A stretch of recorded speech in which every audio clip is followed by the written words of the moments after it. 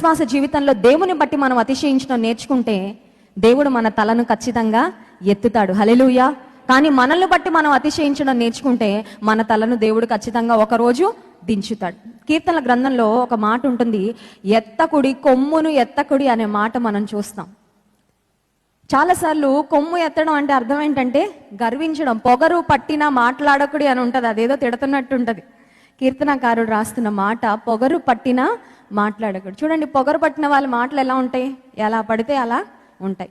So విశ్వాస జీవితంలో పొగరు పట్టినట్లు నాకు అన్నీ ఉన్నాయి కదా, నేను అన్నీ చేయగలను కదా, నా చేతిలో అన్నీ ఉన్నాయి అన్నట్లుగా మనం ఇష్టానుసారంగా ప్రవర్తిస్తే మనల్ని బట్టి, మన సామర్థ్యాన్ని బట్టి, మనకున్న స్థితిగతులను బట్టి మనం అతిశయిస్తూ ఉంటే ఒకరోజు తల దించుకునే పరిస్థితే ఖచ్చితంగా దాపురిస్తుంది. కానీ దేవా నీవేనా అతిశయాస్పదము, నా తల ఎత్తువాడవని దేవుని బట్టి మనం అతిశయించడం నేర్చుకుంటా. అయ్యా నీ బిడ్డగా నేను అనుకుంటాను, దేవుని బట్టి అతిశయించే ప్రతి వ్యక్తి జీవితంలో రోజు రోజుకి దీనత్వమే పెరుగుతూ ఉంటుంది. హల్లెలూయా.